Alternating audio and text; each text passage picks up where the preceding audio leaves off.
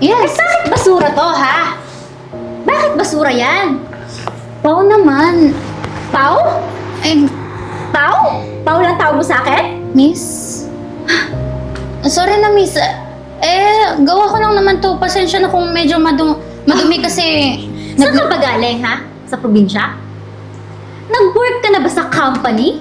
Hindi ganito mag-work sa company! Sorry, first time ko kasi mag-work sa company. Kaya alam mo na hindi ko pa masyado kabisado. Ah! So dapat hindi ka na pumasok dito. Hulaan ko, yung dati mong work siguro waitress ka or janitress?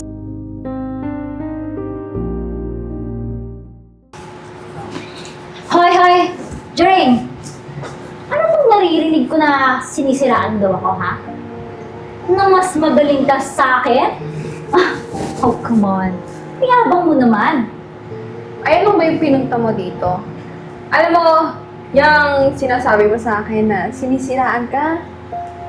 Please, Pao. Wala akong oras para dyan. Ang galing mo din magpanggap, no? Meron akong pruweba na ikaw ang nagsabi nun. Alam mo, kung akala mo, mas magaling ka sa akin. First, excuse me, 3 months lang naman talaga akong best employee dito. Ikaw, Alam mo, kahit pa ikaw yung nauna dito, nauungasan na kita. Kaya, kahit mataas yung sweldo mo, walang-wala yan. Kayang-kaya kitang habulin. Sa tingin mo ba ikaw mag-promote? Oh, excuse me, sa akin na nakasulat ang pangalan na yun. asyumera. Anong akala mo? Porkit mas malaki yung sahod mo. Ngayon, tingin mo nakakaangat ka na? Sus, promotion? Sure ako sa akin yun. Ay, wala ka namang pinagpad sa akin eh. Basta talampakan lang kita eh. Wala ka namang galing-galing eh. Alam mo kung ako sa'yo, punta ka na doon sa desk mo, gawin mo yung trabaho mo, kasi ako, tingnan mo, ang galing-galing ko. Ginagawa ko yung trabaho ko, hindi katulad mo. Wala nang inatubag, kundi labangan ako.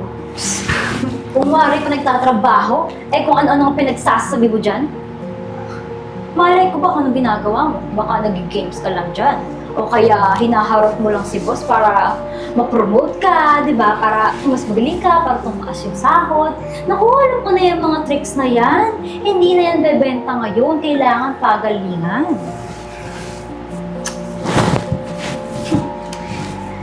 Tamaan. Alam mo, kung ako sa'yo, pumunta ka na sa desk mo, gawin mo lang ang trabaho mo, kaysa atupagin mo pagiging inggit sa akin. Excuse me, hindi ako inggit sa'yo, no? Well, good luck na lang.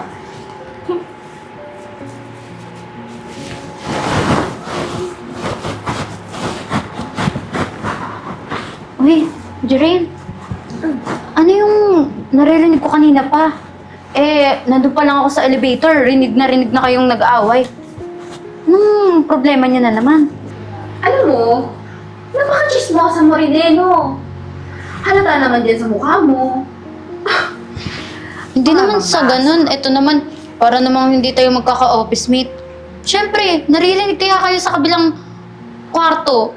Mamaya pagchismisan pa kayo niyan. Pag ako na-promote, ipopromote din kita. Alam mo kung ano ipopromote ko sa'yo? Ipopromote kita bilang walis namin. Tingnan mo! Sa itsura mo pa lang, dapat winawalis na yun eh. Yung buhok mo, kagsuklay-suklay ka rin oh. Grabe ka naman, Jerain. Ito, concern lang naman ako sa inyo. Tapos lalaitin mo pa ako. Alam mo, happy feel din talaga kita dito eh. Buti na lang nakikita ko yung pagmumukha mo. Nakakabago. Sige na, punta na dun. Sige na. Ay, naku. Palahura. Yes, of course. Nagawa ko na yung mga requirements, no? Alam mo, yung si Jerry na yan. Pal, akala mo talaga magaling eh. Mas matagal naman ako dito. Duh. Siguro sumisip-sip lang yan kay boss, kaya ganyan yan. Of course, mas magaling ako, no? Wala naman tatalo sa akin dito. I'm the best employee pa rin here. Tingnan mo na lang yung result. For sure, ako mapapromote. Yes! Ano ka ba naman?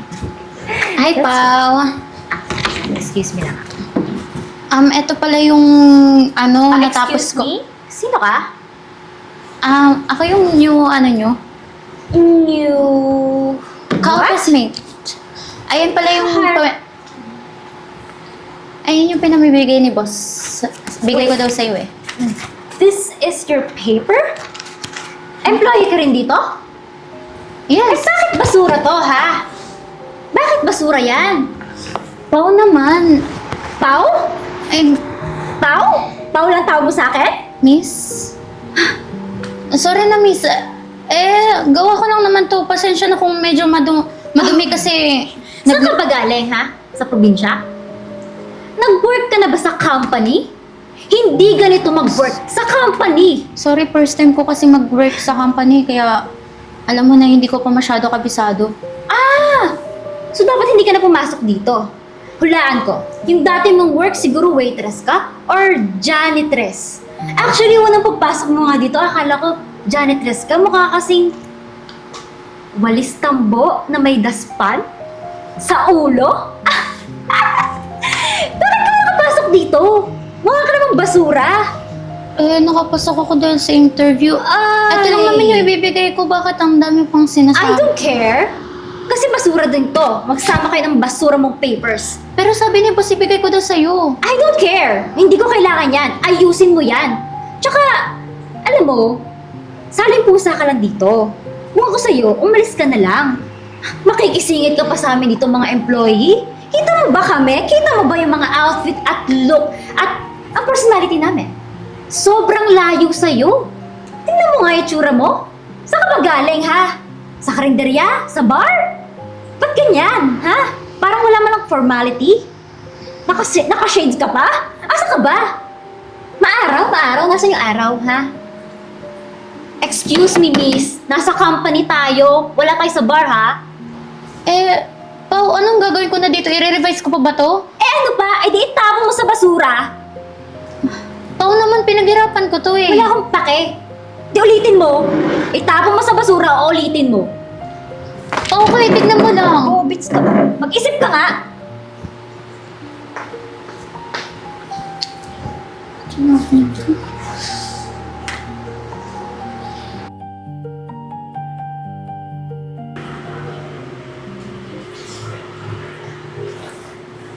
Hello po? Hello, Ann. Nasa kumpanya ka ba ngayon? Yes po, boss. Hindi ka naman busy? Wala ka namang client na kausap? Wala naman po. Nag-aayos lang po ng mga papers. Okay, kasi natanggap ko na yung presentation mo and gusto ko sabihin na well done. Congratulations! Ang ganda ng ginawa mong presentation at saka namangha talaga ako at saka yung other bosses natin. Talagang maaasahan ka talaga. Now, we are courting a big client. Taga-ibang bansa kasi yon, so gusto ko, ikaw yung gumawa ng presentation. Big client po. Gagawa ng presentation ako po. Oo, project. Boss, sure po ba kayo? Baka mamaya magkamali po ako eh. Hindi yan. At saka, nakita ko na yung mga gawa mo before eh. Talagang hindi ka pumapali at saka malinis. Madali maintindihan, madali makakuha ng mga projects. Kaya mo ba? O naman boss, ako pong gagawa nun. Maasahan niyo po ako. Salamat po boss ha. Okay, sige. I have to go. Congratulations again. Thank you po, thank you. Al? Uy, Pao. Yes. Eto nga pala yung i-revise mo. Sino yung kausap mo? Si boss yun. Wait lang. Bakit ka nga pala nandito sa office ko? May kailangan ka ba? Maliban dito sa paper? Wala naman, yan lang naman. Dinala ko lang. Okay. Good luck.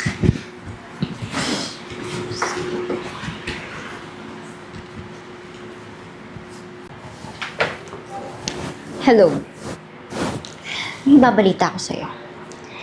Alam mo ba, itong bagong si Ann, hindi ko alam na magaling pala. Yeah, nagkamali ako sa judgment ko sa kanya, pero hindi pa rin niya deserve kung siya yung magugustuhan ni boss or mapapromote. Duh! Mas deserve ko yun, no? Gagawa ko ng paraan, of course. Maybe kuhanin ko yung presentation niya or yung project niya. Yeah, I'll do that later. Of course. Wala naman talagang lugar yun dito eh. At saka di bagay sa kanya. Kasi magaling nga, pero of course, ako pa rin dapat. Yeah, kaya ko yun. And I will do that later. Okay? Tulungan mo na lang ako. Good. Later na lang.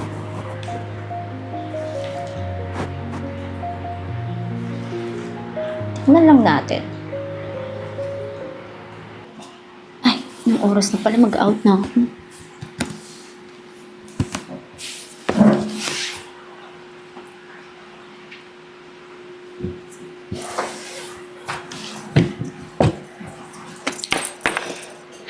Nakasakit na.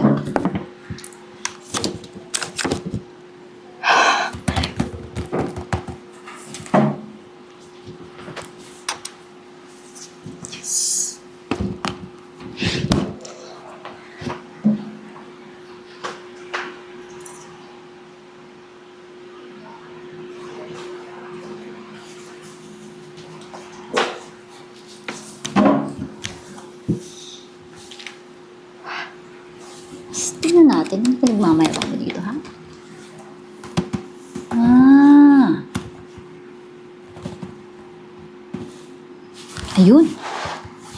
Akala ko bobita ka eh. Perfect.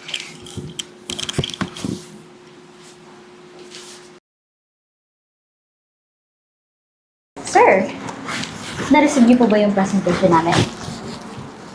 Mabuti nandito kayo. Pares kayo nagpasa, di ba? Sabay kayo nagpasa. Sabay pa. Tayo. I think nauna ako, sir. Okay. Kita niyo po ba? Ay, sigurado ako na gustuhan niyo yun. Maganda yun! Hoy, alam mo pa, kung ako sa'yo, umuwi ka na doon. Dahil ako naman pipiliin dito isa. Excuse me. Ako ang pipiliin, sir. Kasi 100% sure ako matatanggap yun at gustong-gusto mo yun, sir. Of course. Actually, Hindi ko kaya pinag-init. kaya nga mabuti nandito ka kasi gusto ko sana itanong kung ano masasabi niyo sa presentation niya. Of course. Perfect. Perfect lahat. Okay na siya. At pinagpuyatan ko yun ng ilang araw talaga. So, I give my all there. Well, for me, boss, ginawa ko lahat ng makakaya ko. And minake sure ko na magiging proud ka sa akin at mapopromote mo ko. So pinagpuyatan niyo talaga. Yes. So yung mga ideas dito is talagang galing sa inyo, tama? Of course. Actually, sige, may sasabihin ka pa, Miss Castillo? Hindi kasi ako magagaya katulad ng iba dyan. I bet. Originality. Ganun pala. Miss Anne, Yes po, sir. di ba una ka nagpasa sa akin ng presentation? Opo. One-time po ako nagpasa. Pero bakit yung presentation na gawa mo is gayang-gaya nila? Oh my gosh, sure! Ginaya nila ako! Teka, boss. Itong dalawang to, nasisigurado ko, akong ginayahan nila. No! Boss, Sir, kilala ako mo po yung unang nagpasa, di ba po? Of course, naunahan mo ko. Kaya, ikaw yung paniniwalaan na sa'yo yun? No, that's mine, boss. That's mine. Miss Castillo, Miss Corables, tumigil na kayong dalawa. Siya yung unang nagpasa sa akin. At saka yung gawa niya at yung gawa niyo, iisa. Hindi niyo ba alam na mali yung pag-plagiarize? Wala kayong authenticity. Hindi niyo ba alam yon na mali yon? Pag nanakaw yung ginagawa niyong dalawa, tapos magdadahilan kayo na pinagpuyatan yung dalawa, na sariling idea niyo yon, hindi kayo nagkakamali dahil gawa niya yon. Alam niyo ba yung ginawa niya, pwede kayo matagal sa trabaho? Alam niyo ba yun? Hindi. Sir, hindi naman po sinasadya yun. Tsaka baka nagkataon lang. Huwag naman po umabot sa ganun. Ikaw, Miss Corables, Wala, sir. Ginawa ko lang lahat ng makakaya ko para sa'yo. So hanggang ngayon, magsisinungaling pa rin kayo. Umamin na kayong dalawa. O sige, hindi naman kayo aamin eh. Total, alam ko naman din yung totoo. Terminated na kayong dalawa. Sir, huwag naman po ganun. Ay, hindi po ready sa ganito. Huwag ganon. Bago ba kayo gumawa ng action, pinag-isipan nyo kung anong pwedeng consequence na to? Pero sir, ang tagal ko na dito. Matagal ko nang pinagsisilbahan tong company na to. Sir, mas magaling ako sa kanya. Mas magaling ako sa kanya. Kahit ano pa sabihin yung dalawa, parehas lang kayo. Kung di kayo tapat sa tungkulin nyo, kumukuha pa kayo ng gawain ng iba. Kaya kunin nyo na yung gamit nyo at umalis na kayo sa kumpanyang ito. O gusto nyo, magpatawag ako ng gwardiya, hilahin kayo. Mas nakakahiya yun. Alis.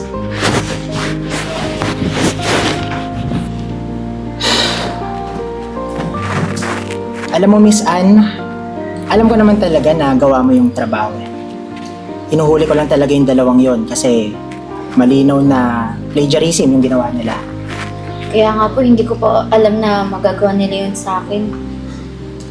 Mabuti na lang din at nalaman natin totoo, napalayas natin sila sa Aspire Company. And paano? Kailangan ko yung report bukas. Yung mga revision, kailangan makuha ko agad later evening. Kaya ba?